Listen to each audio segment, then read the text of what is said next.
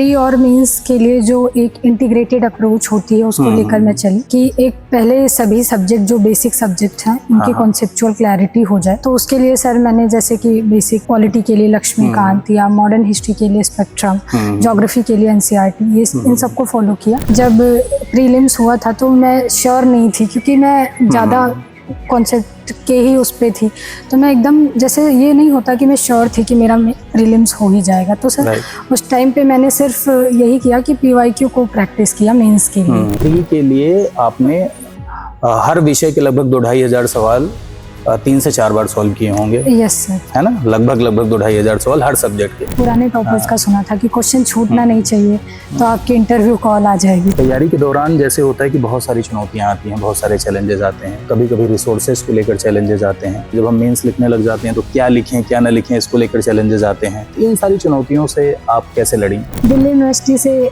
में हिंदी लिटरेचर में मैंने किया है, वहाँ पे मैं मेडलिस्ट भी रही हूँ। तो सर जैसे कि वो उस टाइम काफ़ी डर रहता है, वो क्वेश्चन आते हुए भी जैसे नहीं निकलते, तो यहाँ पे। अच्छा, आपने स्टडी आईक्यू में भी मॉक दिया था? यस सर, मैंने स्टडी आईक्यू। हाँ, स्टडी आईक्यू के मॉक से आपको कुछ ऐसा लगा कि आपको कुछ सीखने को मिला हो, जिस बाद में मदद मिली हो?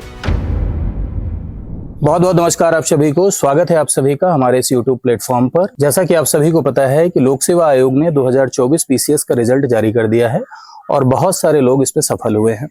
सभी अभ्यर्थियों को मेरी शुभकामनाएं। जो लोग सफल हुए हैं उनको ढेर सारी शुभकामनाएं। और इसी सफलता की कड़ी में हमारे साथ हैं श्वेता द्विवेदी जी, और इन्होंने इस रिजल्ट में सफलता अर्जित की है। इनका पहला प्रयास रहा है। तो सबसे पहले तो स्टडी आईक्यू परिवार की तरफ से मैं आपको शुभकामनाएं प्रेषित करता हूं कि आपको बहुत बहुत शुभकामनाएं कि आपने इस बार झंडे गाड़े और अपने समाज का, अपने परिवार का नाम रोशन किया। बहुत शुभकामनाएं आपको। कैसा लग रहा है आपको? धन्यवाद सर, सबसे पहले तो, और खुशी भी हो रही है और थोड़ी नर्वसनेस भी है अभी तो, और बिलीव करने में थोड़ा टाइम लग रहा है। अच्छा, ये पहला प्रयास था आपका? यस सर, ये मेरा फर्स्ट अटेम्प्ट था। अच्छा, जैसे प्री मेंस इंटरव्यू 3 चरण होते हैं और इन तीनों चरणों में अगर देखा जाए तो सिलेबस बहुत बड़ा होता है। प्री भी चैलेंजिंग होता है, मेंस भी चैलेंजिंग होता है, और इंटरव्यू के नंबर ये डिसाइड करते हैं कि आपकी रैंक कितनी होगी। तो ओवरऑल एक स्ट्रेटजी आप बताइए जो आपने फॉलो की अपनी तैयारी के दौरान और जिससे आपको सफलता मिली। सर सबसे पहले तो प्री और मेंस के लिए जो एक इंटीग्रेटेड अप्रोच होती है उसको लेकर मैं चली कि एक पहले सभी सब्जेक्ट जो बेसिक सब्जेक्ट हैं उनकी कॉन्सेप्चुअल क्लैरिटी हो जाए। तो उसके लिए सर मैंने जैसे कि बेसिक पॉलिटी के लिए लक्ष्मीकांत या मॉडर्न हिस्ट्री के लिए स्पेक्ट्रम, ज्योग्राफी के लिए एनसीईआरटी, ये इन सबको फॉलो किया। उसके बाद सर जैसे प्रीलिम्स स्पेसिफिक, तो प्रीलिम्स के लिए एमसीक्यू टाइप के क्वेश्चन काफी सॉल्व किए। टेस्ट सीरीज मैंने कई सारे इंस्टीट्यूट की फॉलो की, और उसके बाद घटना चक्र को भी मतलब मैंने 3-4 बार गो थ्रू किया था। यस सर, और उसके बाद जब सर ये प्रीलिम्स के लिए स्पेसिफिकली एमसीक्यू सॉल्विंग जो टेक्निक होती है, क्योंकि वहाँ पे हमें वैसे क्वेश्चन आते हैं। और जीएस पेपर 2 के लिए सीसैट के लिए मैंने सिर्फ पीवाईक्यू के लिए, मतलब पीवाईक्यू जो 10 साल के हैं उन्हें प्रैक्टिस करके गई थी सर, तो उससे मेरा हो गया था। और सर मेंस के लिए जैसे, तो मेंस के लिए मैंने जो 8 पेपर हैं मैंने उनको मतलब विद इन टाइम, जैसे कि 3 घंटे वहाँ पे जैसे एक्चुअल एग्जाम में होता है वैसे मैं घर पे बैठ के सॉल्व करती थी। तो मैंने बहुत सारे टेस्ट लगाए मेंस के लिए। बहुत बढ़िया। देखिए, जैसा कि अभी गुड़िया ने बताया कि मेंस टू प्री का अप्रोच रखते हुए तैयारी की है ना, मेंस टू प्री का अप्रोच। ऐसा मैं अक्सर भी कहता हूँ, क्लासेस में भी आप अक्सर सुनते होंगे। जो भी मेंटोर हैं, जो भी गाइड हैं, वो आपको अक्सर ही इस बात को बताते हैं कि हमेशा तैयारी मेंस टू प्री होती है।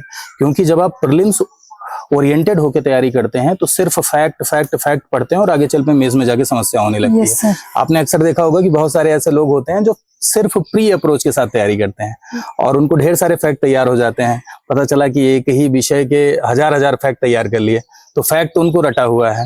राष्ट्रपति के पापा कौन थे, मम्मी कौन थी, सब रटा हुआ है ना। कौन कितने वोट परसेंटेज से जीता, ये भी उनको रटा हुआ है। लेकिन जब कॉन्सेप्चुअल क्लियरिटी की बात आती है और जब मेंस लिखने की बात आती है, चैलेंजेस की बात आती है, समाधान की बात आती है, वे फॉरवर्ड देने की बात आती है, तब थोड़ा समस्या आती है। तो आपका यही कहना है कि जो लोग भी तैयारी करें वो मेंस टू प्री करें, मैं सही कह रहा हूँ? सर हाँ, दोनों को एक साथ लेके, जैसे कि मेंस के लिए आपको वही कॉन्सेप्ट क्लियर होनी चाहिए, तभी आप क्वेश्चंस के आंसर लिख पाएंगे, क्योंकि वहाँ पे आंसर लिखने होते हैं और प्री में तो केवल टिक करना होता है, तो फैक्ट के लिए ज्यादा हमें ध्यान देना पड़ता है, लेकिन मेंस में पूरा पूरा आंसर अपने एंड से लिखना पड़ता है, तो इसके लिए कॉन्सेप्चुअल क्लैरिटी की बहुत ज्यादा जरूरत होती है। अच्छा, ये प्रीवियस ईयर क्वेश्चंस का क्या महत्व रहा? सर बहुत इम्पोर्टेंट है सर, जैसे कि जब प्रीलिम्स हुआ था तो मैं श्योर नहीं थी, क्योंकि मैं ज्यादा कॉन्सेप्ट के ही उस पे थी, तो मैं एकदम, जैसे ये नहीं होता कि मैं श्योर थी कि मेरा प्रीलिम्स हो ही जाएगा, तो सर उस टाइम पे मैंने सिर्फ यही किया कि पीवाईक्यू को प्रैक्टिस किया मेंस के लिए, कि कम से कम अगर मेंस लिखना रहे तो मैं प्रीवियस ईयर क्वेश्चन पेपर में पूरे करके जाऊं। तो सर मैंने जो 2018 से लेकर 2023 तक के पेपर अवेलेबल थे, मैंने उन सबको लगाया था। लगभग कितनी बार? 3 से 4 बार। 3 से 4 पेपर हाँ खुद से। मतलब कहने का अर्थ ये है कि प्री के लिए आपने हर विषय के लगभग 2-2,500 सवाल 3 से 4 बार सॉल्व किए होंगे। Yes sir. है ना, लगभग 2,500 सवाल हर सब्जेक्ट के। यस। जो भी बड़े सब्जेक्ट हैं, जैसे हिस्ट्री, ज्योग्राफी, पॉलिटी हो गया, तो उसको ठीक है। अच्छा, मेंस के लिए, स्पेसिफिक मेंस के लिए आपने क्या किया? सर मेंस के लिए भी मैंने वही कि खूब सारी प्रैक्टिस की, जैसे कि 3 घंटे, वहाँ 6 घंटे, एक दिन में 6 घंटे का पेपर होता है, वो बीच में गैप रहता है, लेकिन एक दिन में लिखना तो एटलीस्ट 6 घंटे है, तो मैंने इतना मिनिमम करा कि मैं मतलब वहाँ पे लिख लूँ 3 घंटे में, मेरे पेपर कंप्लीट हो जाए। मुझे ये था कि क्योंकि मेरा फर्स्ट अटेम्प्ट था तो मुझे ज्यादा आइडिया नहीं था, लेकिन हाँ ये है कि मैंने अपने सारे paper with in time complete कर लिए थे, और अंडरलाइन वगैरह भी, जैसे जो की पॉइंट्स थे या फिर टेक्निकल कोई मतलब की वर्ड्स हैं, तो मैंने उनको हाईलाइट मतलब अंडरलाइन कर दिया था।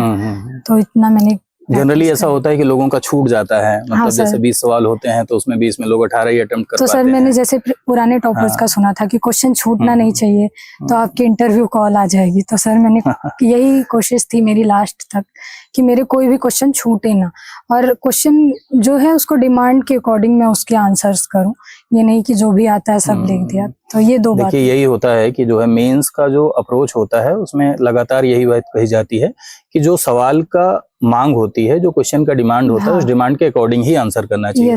जनरली होता क्या है कि आदमी एकेडमिक एग्जाम जब देता है, तो आपने भी देखा हुआ कि एकेडमिक एग्जाम में ऐसा पैटर्न बना हुआ है, खासकर इंडियन एजुकेशनल सिस्टम में, कि आदमी जो पढ़ के जाता है वो जरूर लिख के आता है, चाहे वो आया हो ढंग से, चाहे ना आया हो। टॉपिक सिमिलर रहते हैं, हाँ, गाइड बुक आधारित पढ़ाई होती है आजकल एकेडमिक में, लेकिन सिविल सर्विसेज में ऐसा नहीं होता। वहां पर जो क्वेश्चन की डिमांड है उसी को हमें फुलफिल करना होता है ना। बहुत बढ़िया।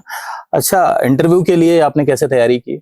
इंटरव्यू के लिए सर मेरा फर्स्ट दिन था 16 फरवरी को ही, तो सर ज्यादा टाइम नहीं था, तो मैंने मॉक दिए, फिर वहां से जो फीडबैक मिला उसके अकॉर्डिंग सर थोड़ा बहुत मैंने उस पर काम करने की कोशिश की, और ज्यादा टाइम मुझे इंटरव्यू के टाइम पे मिला नहीं, तो बस ये है कि हाँ अपने बारे में जो बेसिक इन्फॉर्मेशन है आसपास के बारे में, तो वही तैयार किया। और सर मुझे वहाँ पे काफी कॉर्डियल बोर्ड मिले थे।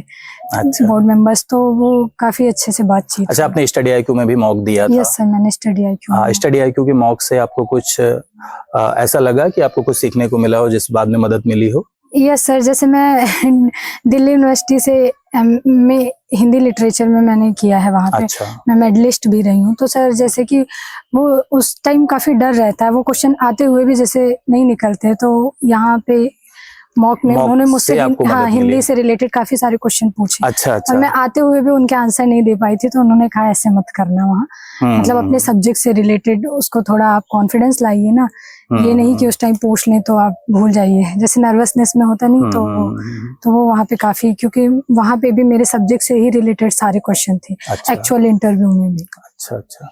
अच्छा, एक बात और, जैसे कि बहुत सारे लोग हैं, आपका ग्रामीण पृष्ठभूमि रही है, और पहली बात तो मुझे ये देख के बड़ा अच्छा लग रहा है कि ये ग्रामीण पृष्ठभूमि से आपने जो है ये एग्जाम क्रैक किया।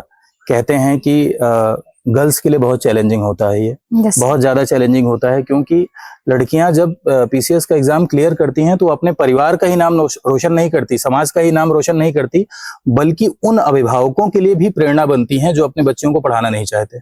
आज भी ग्रामीण पृष्ठभूमि में बहुत सारे लोग ऐसे हैं कि जो अपने बच्चियों को नहीं पढ़ाना चाहते, इलाहाबाद दिल्ली तैयारी करने के लिए नहीं भेजना चाहते। जब कोई मान लीजिए कि 10 किलोमीटर 20 किलोमीटर में कोई भी गुड़िया सिलेक्ट होती है, कोई भी सिलेक्शन अगर होता है खासकर लड़कियों में, तो वो लोगों के लिए भी प्रेरणा स्रोत बनता है, लोगों के लिए भी इंस्पिरेशन बनता है, अभिभावकों के लिए भी इंस्पिरेशन बनता है। तो आपको बहुत बहुत बधाई कि आपने सिर्फ अपना परिवार का, समाज का ही नाम रोशन नहीं किया, आप लोकतंत्र में शासन की नीतियों को लागू कराने में ही भावी योगदान नहीं देंगी, बल्कि बहुत सारे लोगों के लिए आप इंस्पिरेशन भी बन रही हैं। खासकर अपने जैसे बहुत सारी लड़कियों के लिए आप इंस्पिरेशन बन रही हैं कि आपको देख के वो तैयारी करेंगी, तैयारी शुरू करेंगी और वो सेल्फ डिपेंड बनेंगी। और ये हमारे समाज में बहुत बढ़िया चीज है और इससे महिला सशक्तिकरण भी बढ़ रहा है।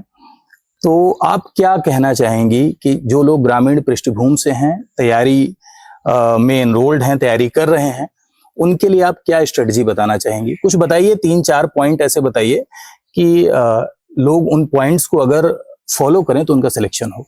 सबसे पहले तो सर फैमिली और पेरेंट्स का बहुत सारा सपोर्ट हो, क्योंकि बिना उनके सपोर्ट के हम नहीं कर सकते, आगे नहीं बढ़ सकते हैं। बिल्कुल। तो सबसे पहला यही कि सारे पेरेंट्स अपने बच्चों को वो अपॉर्चुनिटी दे, उन्हें वो मौका दे कि वो खुद को ग्रो कर सके खुद में और अपनी मैक्सिमम कैपेबिलिटी को यूज कर सके।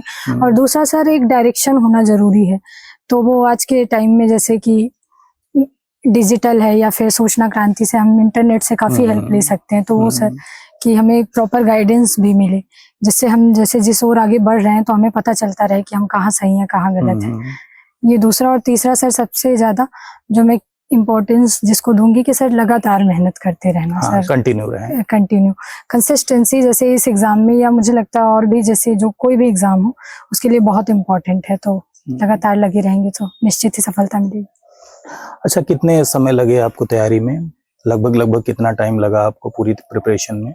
सर 3 से 4 साल। 3 से 4 साल। आपने पीजी के दौरान ही तैयारी की थी? यस सर, मैं उससे पहले से भी मतलब प्रिपरेशन कर रही थी, लेकिन पीजी के टाइम से मैं थोड़ा सीरियसली इसको। अच्छा, तैयारी के दौरान जैसे होता है कि बहुत सारी चुनौतियां आती हैं, बहुत सारे चैलेंजेस आते हैं। कभी कभी रिसोर्सेज को लेकर चैलेंजेस आते हैं, कभी कभी क्या होता है कि जब हम मेंस लिखने लग जाते हैं तो क्या लिखें क्या ना लिखें, इसको लेकर चैलेंजेस आते हैं। और कभी कभी ऐसा लगता है कि कोई गाइड होना चाहिए, कोई मेंटोर होना चाहिए, खुद से चीजें नहीं हो पा रही हैं। तो इन सारी चुनौतियों से आप कैसे लड़ी? सर सबसे पहला जैसे रिसोर्सेज को लेकर है, तो रिसोर्स सर जैसे ऑनलाइन काफ़ी सारे रिसोर्स मटेरियल अवेलेबल हैं, लेकिन सर जैसे मैं हिंदी मीडियम की हूँ तो हिंदी मीडियम में अभी भी उतने अच्छे रिसोर्स नहीं है। तो सर उसके लिए थोड़े बहुत इंग्लिश के भी कंटेंट देख लें, उसको आप ट्रांसलेट कर सकते हैं चैट जीपीटी या फिर गूगल से, ये अवेलेबल है। मैं जैसे इंग्लिश मीडियम के भी कंटेंट देख लेती थी, स्पेशली करंट अफेयर की, जैसे हिंदू एनालिसिस वगैरह है वो भी सुन सकते हैं ना। और दूसरा सर लगातार मेहनत ही करते रहें। लगातार मेहनत, देखिए बहुत बढ़िया बात कही आपने कि जैसे हिंदी मीडियम के लिए बहुत चैलेंजिंग होता है, खासकर जो है टॉप करना बहुत चैलेंजिंग होता है, इतनी अच्छी रैंक लाना बहुत चैलेंजिंग होता है। और हिंदी मीडियम के अभ्यर्थी कभी कभी ऐसा होता है वो सोचते हैं कि हमें सिर्फ हिंदी मीडियम का ही कंटेंट मिले, लेकिन आपने एक बड़ी अच्छी बात बताई कि हिंदी मीडियम के कंटेंट के साथ साथ अंग्रेजी मीडियम का जो हमारे लिए जरूरी है उसको देख लेना चाहिए। अच्छा, तो एज ए एसडीएम मेरी शुभकामनाएं आपको कि आप देश के समाज के विकास का माध्यम बने। कहते हैं कि डेमोक्रेसी में ऐसे लोग होने चाहिए शासन की नीतियों को लागू कराने के लिए जो योग्य हों। अगर सही तरीके से, मैं तो पॉलिटी का मास्टर हूं तो पॉलिटी के हिसाब से ही बोलता हूं। पब्लिक सर्विस कमीशन जिसने ये एग्जाम कराया है, पब्लिक सर्विस कमीशन को कॉन्स्टिट्यूशन में इसीलिए बनाया गया क्योंकि वो इंडिपेंडेंटली वर्क कर सके, है ना। उसको ऑटोनॉमी इसीलिए दी गई कि निष्पक्ष भर्ती कंडक्ट करा सके, और निष्पक्ष भर्ती कंडक्ट कराने के पीछे का ऑब्जेक्टिव यही था कि योग्य लोग जाएं, और योग्य लोग जब जाएंगे तो शासन की नीतियों को सही तरीके से लागू करा पाएंगे। तो मेरी तरफ से शुभकामनाएं कि आप भविष्य में जो है खूब बढ़िया से शासन की नीतियों को लागू कराएं और एक अच्छा माध्यम बने समाज के विकास का। कहते हैं ना कि हमारा मोटो है वेलफेयर स्टेट का, तो वेलफेयर स्टेट को एग्जीक्यूट करने में आप अच्छा माध्यम बने। बहुत बहुत शुभकामनाएं आपको। धन्यवाद सर।